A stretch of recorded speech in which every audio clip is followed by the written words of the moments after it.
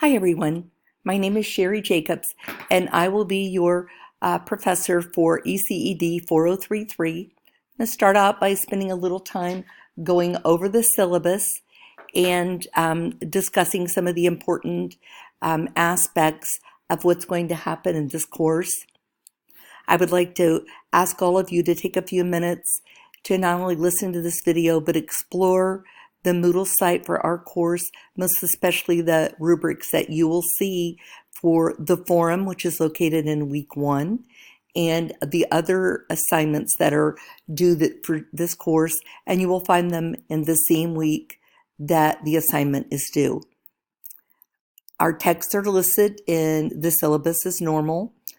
The course outline is there, the methods of evaluation.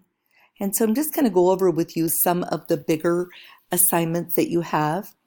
You have 2 strategy presentations. These are due in weeks 4 and 6.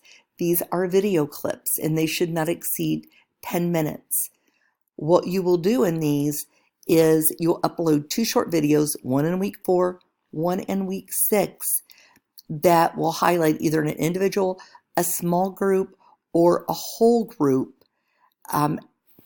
of students, and you're going to highlight content reading strategies for those students that you will find. Let me go back over here for you. Let's see here.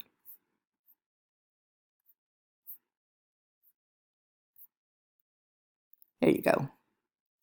In these books, Tools for Content Literacy and More Tools for Content Literacy.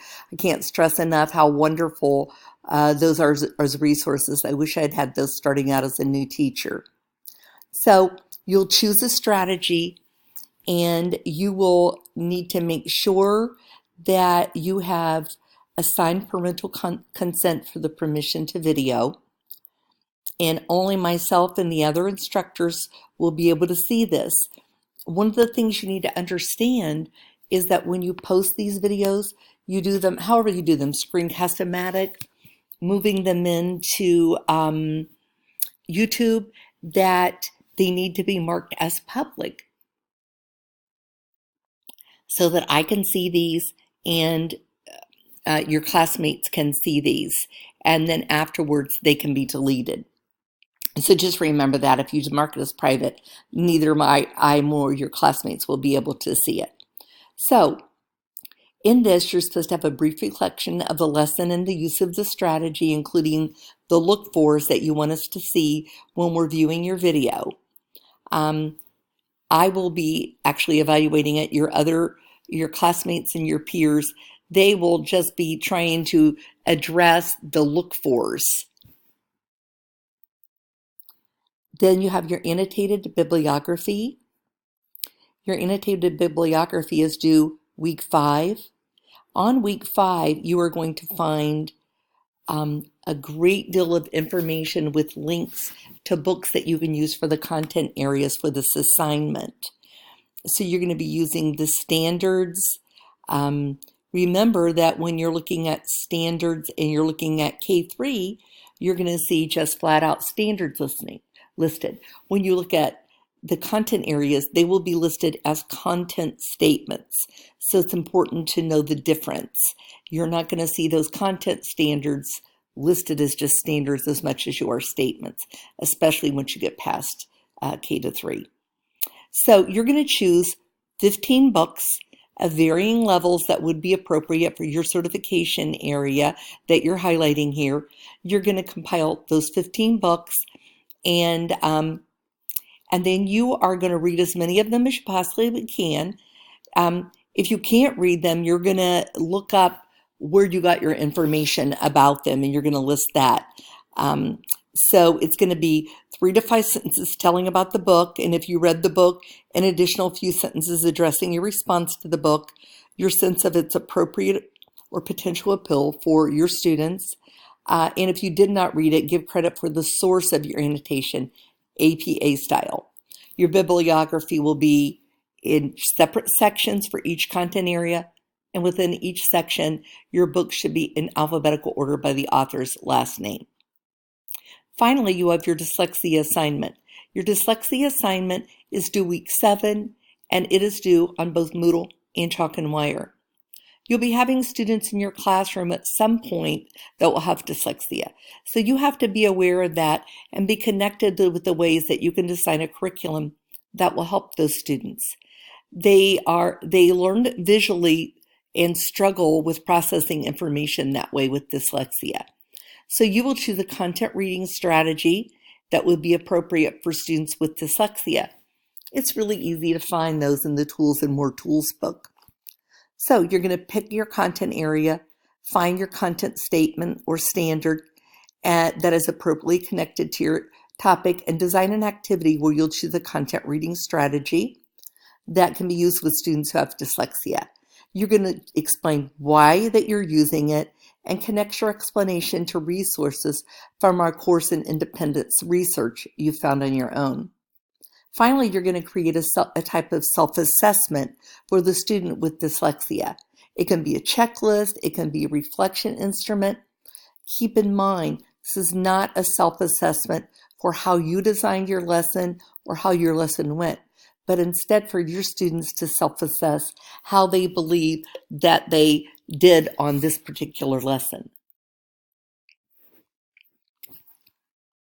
So, discussion forums, as we have already discussed, a little bit about the forum posts. They're due on Wednesday by midnight, and responses on Saturday by midnight. And then you'll notice it says discussion forum post embedded within reading assignments are to be done according to the instructions of the assignments. There also will be a final exam. And here is the breakdown of our course evaluation criteria. I'm not going to go through all of the policies. These are listed in every class, and they're uniform for Mount Vernon. Just reminding you that getting attendance, which is necessary for financial aid and other items, is that you miss no more than twice in a 8-week course. And this means you need to post at least once, or one assignment must be done during the attendance period of Sunday at midnight to Saturday at midnight. And the late work is the same, 10% off for each day, unless you have a significant reason, and you need to communicate that with me before the due date so we can determine what, if any, arrangements need to be made, and that no assignments can be turned in after the last day of the course at 11:59. Keep in mind that this is a university policy, and that due date at the end of the course, that is just not my authority. It goes further than that. It goes to the dean. You can reach me with email, with text messages, or calls at any time. And